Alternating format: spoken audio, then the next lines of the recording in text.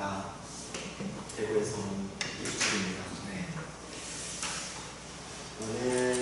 저는 2019년부터 이게 프로젝트나 이런 거 좀 하면서 외국인 학습자 대상 관련한 연구들에 좀 관심을 좀 가지게 됐고, 그리고 이 연구 주제를 좀 픽하게 된 이유가 2020년에 교육부에서 하는 수학학습 위계 관련 연구를 제가 수행을 하면서, 그때 이제 그게 이제 수학자의 수포자들이 많다 보니까 한국에서도 그런 학생들을 잘 지도하기 위해서, 수학이 굉장히 위계적인 학문이다 보니까 어떻게 잘 위계를 나눠서 결손을 파악하고 그것에 대해서 저희는 이제 고정이라는 걸 쓰거든요. 교과 이제 교육에서는. 그래서 고정 자료 개발하고 이런 연구들을 제가 수행을 했었고요. 그래서 그것과 좀 맞물려서 최근에 이제 이주 배경 학생들 관련해서 좀 관심을 갖게 되었고, 그거 관련해서 이제 여기 학회에서도 몇 개의 논문들을 좀 발표를 하고 하다 보니 자연스럽게 그냥 여기까지 이제 온 것 같습니다. 네, 그래서 뭐 그런 그 이제 히스토리가 이제 있다는 걸 좀 먼저 말씀드리고, 오늘의 제목은 이겁니다. 수학교과서 담화 분석을 해서 이 이주 배경 학생들, 케이스 학습자 대상에서 언어적인 비계, 그러니까 저희 비계라고 하면은 그 좀 도움을 주는 그런 거라고 다 알고 계시잖아요. 근데 특별하게 여기서는 이제 언어적인 비계 설정을 어떻게 하면 좋을까? 왜냐하면 단순히 이제 교과 내용적인 측면이 아니라 한국어를 잘 모르거나, 그래서 이제 다른 부분에서도 문제가 발생할 수 있다는 것이 선행연구에서 많이 보고가 됐고, 실제로 제가 앞서서 한 2년 정도 수행했던 연구들에서도 그런 것들을 좀 많이 봤었거든요. 그래서 그것과 관련해서 말씀을 드리도록 하겠습니다. 영역은 이제 중학교 1학년으로 했고, 새로운 교육과정에 이제 교과서가 적용된 지가 한 2년 정도 됐고요. 그리고 이제 함수가 다들 뭐 아시겠지만 학생들이 제일 힘들어하는 부분이고, 한국 학생들도 그러니까 당연히 케이스 학습자들도 이쪽에 굉장히 어려운 용어라든지 개념들이 많이 나오니까 또 맥락도 많이 나오거든요. 그래서 좀 이쪽 부분을 좀 먼저 보면 어떨까 해서 제가 함수 영역을 먼저 봤습니다. 그래서 이 서론은 이제 말씀드렸듯이 그 여러 가지 그 이주 배경 학습자 수가 이제 점점 증가하고 있고, 우리가 이제 그것에 대해서 관심을 좀 가져야 되는 시기에 이제 있다고 생각이 들고, 이게 이제 단순히 대학에서도 당연히 그런데, 저는 이제 사범 계열이다 보니까 이제 뭔가 이제 예비교사들 교육에도 굉장히 관심이 많아서 중등 교육이나 초등 교육 뭐 이런 쪽도 이제 같이 이제 관심을 가지고 있거든요. 그래서 어쨌든 그 일선 그 교육과정 내에서 발생하는 언어적, 문화적인 그 장벽을 해소하고자 하는 그런 것에 이제 좀 관심이 좀 있고, 그 다음에 이제 앞서 말씀드렸듯이 수학교과의 좀 특수성 때문에 그 수학적 개념을 이해하기 위해서 한국어로 된 맥락이나 일상 용어, 수학 용어 이런 것들을 이런 케이스 학습자들이 잘 이해하지 못하는 경우가 있다라는 것이 이제 여러 가지 선행 연구에서 밝혀졌고, 그리고 이제 그걸 이면을 좀 보다 보면 이제 다른 이제 연구들을 보니까 이게 이제 수학이 형식적인 기호 체계를 기반으로 하는 그런 이제 과목인데, 그 안에 그 일상적인 의사소통을 해야 되는 능력도 당연히 필요하고 맥락을 가야 되니까요. 거기에 플러스 수학 고유의 어떤 인지적인 학습 언어 숙달도라고 하는 이제 커그니티브 아카데믹 랭귀지 뭐 프로피시언시라는 어떤 그 CLAP라는 역량, 요거까지 이제 생각을 한다면 좀 비계 설정을 해줘야 된다라고 제가 일단 그러니까 결론이라기보다는 생각을 하게 됐어요. 그래서 쭉 이제 그런 측면에서 이제 제가 앞서도 말씀드렸지만 함수가 학생들이 이제 좀 중요하고 좀 어려우고 그런데요. 중요한 이유는 이제 함수 단원이 이제 처음에 이제 1학년에서는 규칙성, 그 다음 대응 관계 이런 걸로 이제 시작을 하는 대수적인 관계 플러스 또 좌표 표현으로 확장하는 또 그래프적인 요소가 또 들어가고 하는 그런 이제 단계에다가 이후 수학학습에 굉장히 중요한 기반을 형성하는 영역이라고 볼 수 있습니다. 그리고 이제 굉장히 이게 위계성도 강하고 당연히 이제 함수 못하면 나중에 고등학교에서 무조건도 못하게 되잖아요. 그래서 그렇게 중요하기 때문에 이걸 이렇게 선택하게 됐다라는 것을 제가 이제 서두에서 좀 말씀을 드립니다. 그리고 이제 앞서 전반부에 제가 말씀드렸듯이 그 한국인 학생들을 위해서 개발했던 그 진단 보정 그 체제 시스템이 있고 그 시스템이 있으면 이 시스템을 조금만 변형하면 케이스 학습자들한테도 적용해서 수학의 어떤 그 결손, 학습 결손을 좀 막아줄 수 있지 않을까라는 생각에서 이제 연구를 이제 수행하게 됐고, 이제 오른쪽에 이제 연구 목적이라고 하기보다는 연구 문제라고 볼 수 있는데요. 제 이제 원 논문에서는 그 연구 문제를 3가지로 설정을 했거든요. 그래서 첫 번째가 중학교 1학년 함수 영역의 교과서 단어가 어떤 언어적 특성을 가지고 있느냐, 그리고 이러한 특성은 케이스 학습자에게 어떤 인지 부화 요인으로 작용할 수 있을까, 이걸 이제 보고자 했고, 두 번째는 수학습 위계에 기반해서 케이스 학습자의 언어적 인지 부화를 완화하기 위한 언어적 위계 인벤토리라고 이제 표현을 했는데, 그런 것들의 어떤 구성 체계와 항목이 들어가면 좋을까, 설계를 한번 해보겠다는 거고요. 세 번째는 이게 과연 내용 타당성과 한정적인 가능성을 할 수 있을까, 이 정도까지 생각을 해봤는데, 예, 그렇게 이제 연구 문제를 일단 잡았습니다. 그래서 이론적 배경은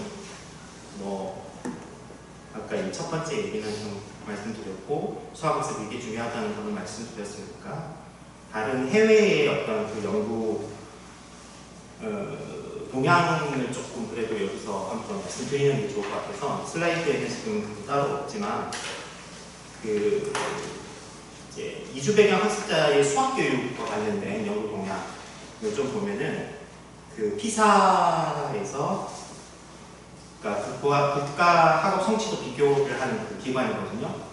그래서 4년마다 한 번씩 이렇게 비교를 하는데 OECD 국가 대상으로 그 데이터를 보면은 일단 17개국의 이주 배경 학생이 수학 성취를 분석을 한 그 보고서가 있는데, 거기에 보면은 독일, 오스트리아, 벨기에, 덴마크, 노르웨이 등의 유럽 국가와 비교군이 이제 호주나 캐나다 같은 이제 영어권 국가 이렇게 비교를 했을 때, 유럽 같은 경우는 이제 영어를 다 쓰는 건 아니니까 그 유럽에서는 수학의 기초 수준 그 미달 비율이 굉장히 높아요. 이주 배경 학생들이. 그런데 같은 영어권을 쓰는 국가에서는 격차가 좀 상대적으로 적었다라는 보고가 일단 있습니다.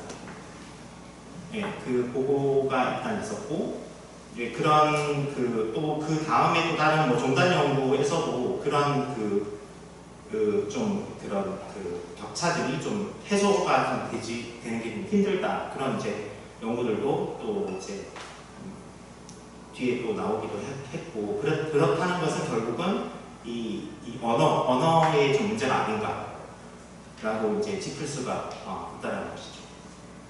그래서 특히 이제 그 2020년에 이 노르웨이 중등학교 수학교사를 대상으로 한 질적 사례 연구가 하나 있었는데, 그 연구에서는 제2 언어를 습득하는 동시에 수학을 학습해야 하는 이중 부담을 안고 있는 그런 학생들에게 교수 언어와 학습 언어 간의 불일치가 좀 일어남으로써 수학 학습의 구조적 문제를 야기하고 있다는 걸 실제로 좀 보여주는 그런 연구도 찾을 수 있었고, 스웨덴에서도 그와 좀 유사한 연구들이 이렇게 보고가 된 적이 있습니다. 그래서 이제 저희도 그런 이제 측면에서 본다면 좀 시의적절하게, 그리고 이제 그런 부분에 좀 관심을 가지고 어떻게 그 부분을 좀 해소시켜줄 것인가,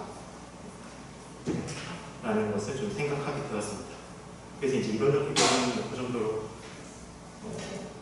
하면 되겠고요. 여기에서 이제 한 가지만 더 짚고 넘어가면 이제 인지부화라는 얘기가 좀 이제 나오게 되는데, 그 인지부화는 이제 뭐 다들 연구하시거나 이러면은 어느 정도는 알고 계시겠지만, 그래도 한 번 더 이제 리마인드를 하면, 우리가 이제 인간이 작업 기억 용량이 이렇게 한정이 되어 있는데, 그 학습 내용 내적인 요소로 발생하는 인지부호가 과도할 경우에 학습 실패 원인이 좀 높아진다라는 그런 이제 이론이잖아요. 그래서 이제 그런 것들도 함께 이제 보면서 어떤 부분에서 인지적 부하가 좀 걸릴 수 있을까라는 것을 이제 수학 교과서 강화 분석을 먼저 해서 1차적으로 그거를 통해서 이제 한번 살펴보려고 했습니다.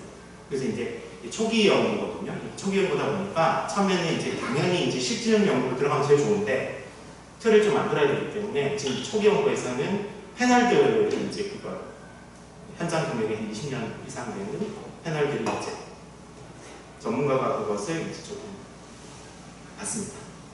방식은 그런 식으로 진행이 됐습니다. 그래서 이제 다음으로 오랜만에 볼 때가 되게 떨리네요. 제가 지금 영문형 기간이라서 푹 쉬다가 강의국에 안 와보신 분들이 있다가 나와가지고 굉장히 좀 그러네요. 그 연구 방법은 지금 이제 세 가지 정도, 그러니까 세 가지가 아니라 그 데이터 수집을 어떻게 했냐면, 제일 처음에 이제 교과서는 기본으로 가야 되니까 2022 개정 교육과정 중학교 1학년 교과서가 10종 정도 되는데요. 그 중에서 다 보기에는 좀 힘들고, 그래서 일단 채택률이 좀 높은 3종을 픽해서, 왜냐하면 교과 내용이 거의 다 비슷비슷하거든요. 그래서 3종을 선정을 했어요. 그래가지고 그것의 이제 분석 범위는 앞서 말씀드렸던 중학교 1학년 함수 영역이기 때문에 자표 통계가 그래프 단원으로 한정해서 단원의 도입부터 시작해서, 도입에는 이제 맥락이 나오니까요. 도입부터 연습 문제까지 쭉. 왜냐하면 연습 문제 안에서도 이런 뭐 지시어라든지 이런 것들이 또 나오기 때문에 그런 것들까지 일단 다 보려고 했습니다. 그래서 컨텐츠들을 이제 쭉 다 보려고 했고, 그 다음 이제 두 번째, 세 번째 B, C라고 되어 있는 이게 이제 사실은 제가 앞서 수행한 연구의 결과물들을 다시 이제 얘를 텍스트화해서 얘를 추출하는 작업을 한 거거든요. 그래서 이제 B하고 C는 어떤 차이점이 있냐면, 당연히 교과서를 기반으로 개발된 것인데요. 진단 문항하고 고정용 그 자료는, 일단 진단 도구 같은 경우는 여러 가지 이제 수학 평가를 하기 위해서 뭐 문장제도 있고, 뭐 여러 가지 뒤에 이제 뭐라 그러죠, 지시어도 있고, 뭐 이런 식으로 이제 진단을 했던 그 텍스트를 추출을 하고, 고정 자료에서는 굉장히 개념 설명들이 좀 많이 있거든요.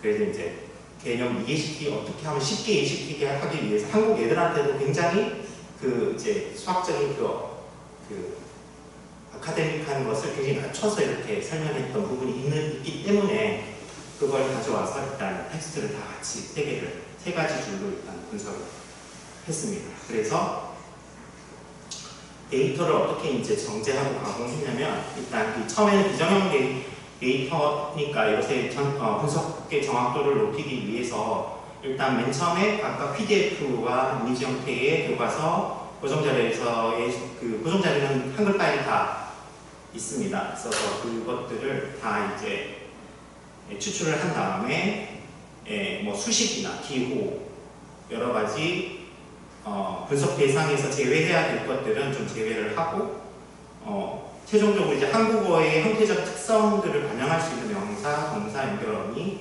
형태 등과 같은 형태소를 기준으로 데이터를 분석을 했습니다.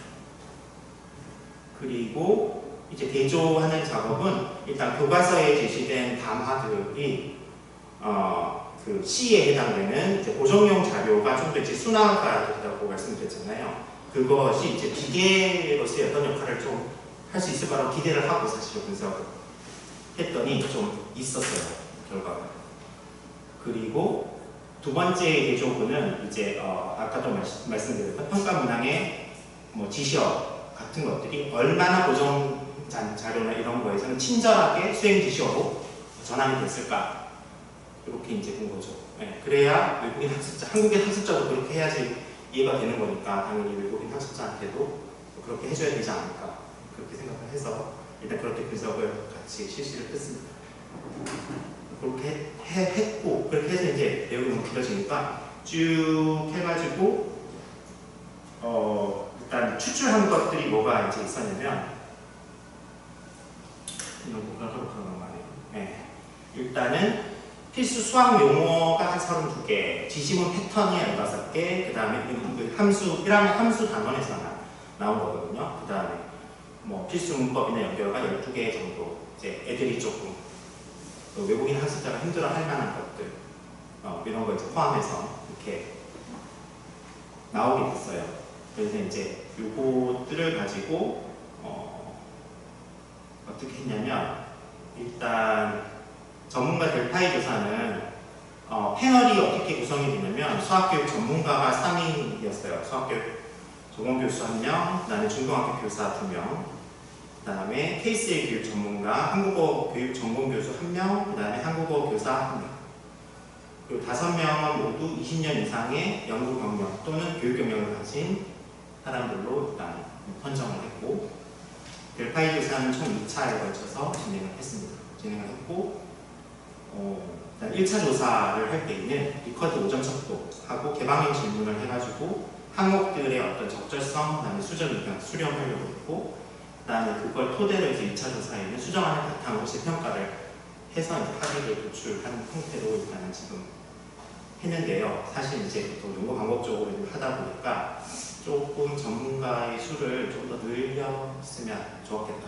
시간이 좀 촉박하다 보니 한 5명 정도만 했는데 좀 더 늘려서 이제 해야겠다는 생각을 했고, 근데 다만 이제 5명밖에 안 되기 때문에 2차 조사에서는 그 내용 타당도 비율이 1인 경우가 아닌 경우는 다 이제 제외를 했다는 거는 굉장히 엄격하게 했다는 걸 말씀드립니다. 그래서 이제 연구 결과 쪽에 이제 본격적으로 말씀을 드리면은 일단 3종 교과서 내에서 먼저 인지 구화를 유발하는 언어 요소들이 이제 뭐 쭉쭉 나왔고, 총 198개가 이제 총 나왔는데, 이게 범주는 지금 이건 바뀔 수는 있을 것 같은데, 일단 문형에 따라서, 문형이 사실 중요한 거니까요. 함수에서 이제 많이 나오는 뭐뭐 함에 따라 뭐뭐면 뭐뭐 할수록 뭐뭐일 때, 뭐뭐 하는 뭐뭐시, 또는 이와 같이 그래프는 뭐 이런 것들이 좀 많이 나와요. 근데 이제 분석을 하면서 좀 흥미로웠던 점은 새 3종의 교과서가 그것이 빈도가 많이 차이가 안 나요. 거의 비슷하게 나오는 거예요. 그래서 사실 10종을 다 하면 좋은데 다 하지 않아도 이게 편차가 별로 없었어요.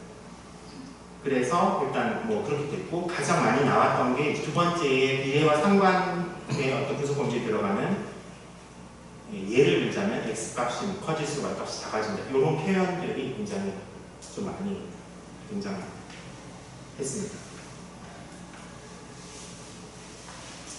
그래서 이제 포 이후로 가기 전에, 이게 이제 사실은 최종 제 인벤토리 그 구성 그 결과물인데요.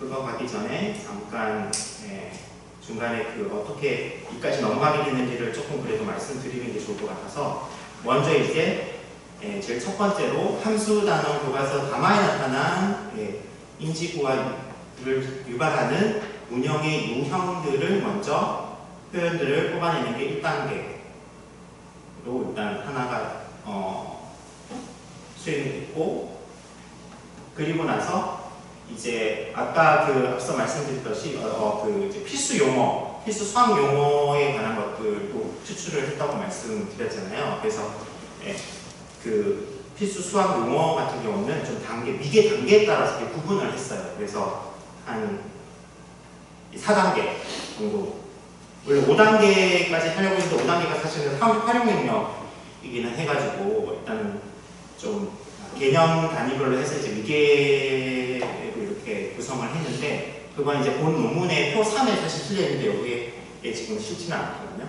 그래서 이제 표 3의 그 내용을 잠깐 말씀드리면, 선수학습 단계, 그러니까 중학교 1학년 함수 오기 전에 선수학습이니까 초등학교 고학년 그러면 뭐 이럴 때 함수와 연관되는 어떤 수학 용어들을 애들이 미리 알고 있어야 되는 것들이 뭐 수직선, 원점, 양수, 음수, 부호, 절대값, 대응, 일정하다 뭐 이런 등등의 요소들을 좀 알고 있어야 되고, 이것이 이제 그 용어들이 언어적 비계로는 수직선은 그냥 쉽게 숫자가 쓰여 있는 직선과 같이 예를 들자 이렇게 제시하는 것이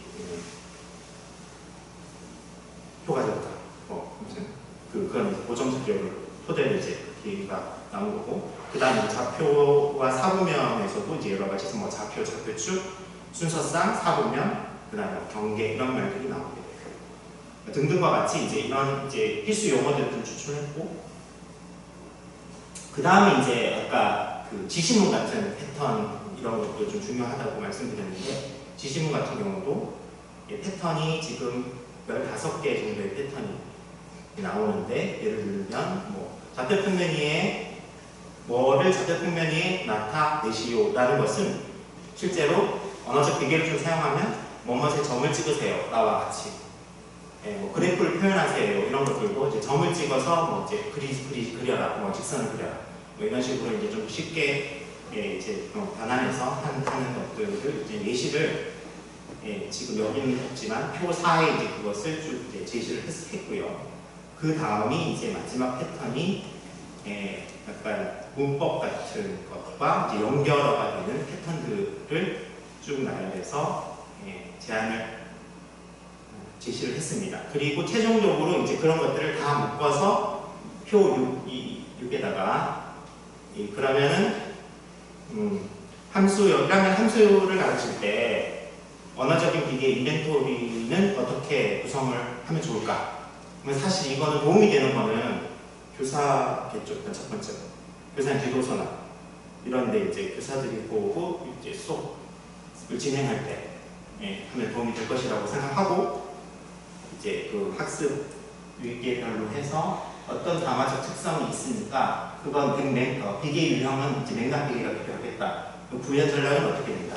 뭐 이렇게 이제 제시를 한 거거든요. 그래서 맨 위에 변수 같은 경우는 이제 교과서 안에 있는 담화적 특성은 변화하는 양의 추상적인 개념이거든요. 그래서 변화하는 양이라는 추상적인 개념을 제시하는 담화적 특성이 있어요. 그러면 이거는 인지구화 요인으로서 일단 용어 이해가 하기가 힘들고 개념이 좀 더 뭔가 확 드러나지 않는 한국 학생들도 그렇거든요. 그런 이제 측면이 있으니 이거는 맥락 비계를 좀 사용해야 될 것이다. 그러면 그 맥락 비계 안에 비계 적용 및 구현 전략으로서는 시간, 기온, 거리, 시간 등과 같은 실제 상황을 좀 시각화하고, 그 다음에 배경 지식을 좀 활성화할 수 있도록 제시를 해줘야 되겠다. 뭐 이런 것들이 한 가지 이제 예로 제가 이제 생각을 했고, 저 밑에 이제 애들이 제일 어려워하는 활용 단원 같은 경우를 보시면은 밀도 높고 문장의 서술이 많아요, 실제로. 한국 학생들도 어려워하거든요. 맨날에 막 문장 읽다 보면 이게 국어인지 수학인지 모를 정도로 되게 이제 힘들어하는데, 그런 경우에는 이 정보 가부하고 밋밋 단위의 분절을 하기가 어려워요. 특히 외국인 학생들.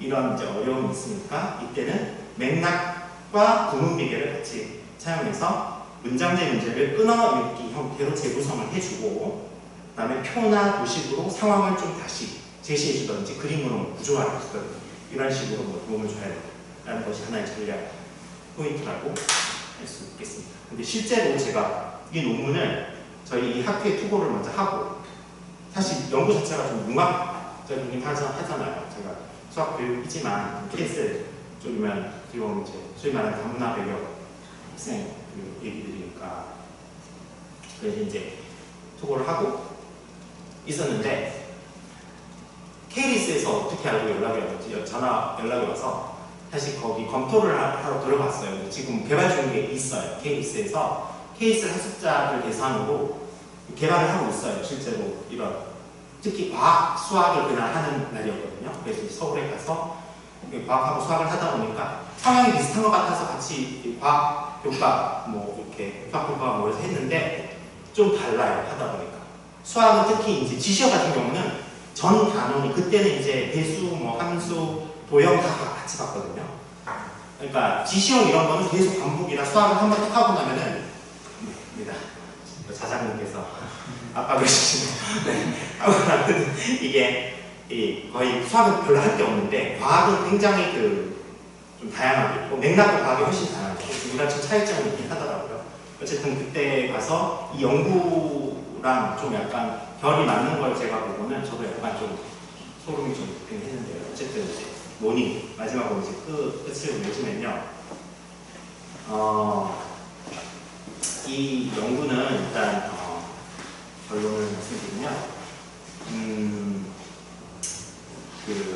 첫째로 이제 케이스 학습자가 수학 개념 이해 이전 단계에서의 복합 연결 어미와 밀도 높은 명사와 표현 등으로 인해서 상당한 외지적 인지부활을 경험할 가능성이 있다는 것이 이제 선행 연구를 통해서 일단 보고가 됐고, 그 다음에 둘째로 이러한 케이스 학습자의 언어적 부담을 단계적으로 완화하기 위해서 설계된 것이 지금 여기 연구에서 제안하는 언어적 비계 인벤토리라고 볼 수 있고, 우선은 전문가를 통해서 이제 내용 타당도는 일단 충족을 했다.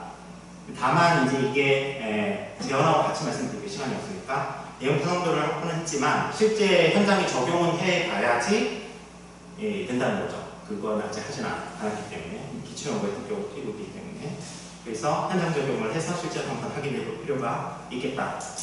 그 다음에 또 한 가지는 지금은 함수 영역만 사실 다뤘잖아요. 그래서 이제 다른 영역도 당연히 좀 해봐야 될 것이고, 학년도 당연히 좀 베리에이션을 줘야 될 거고, 이런 부분을 좀 제한적으로 남깁니다. 네, 이상 발표를 마치겠습니다.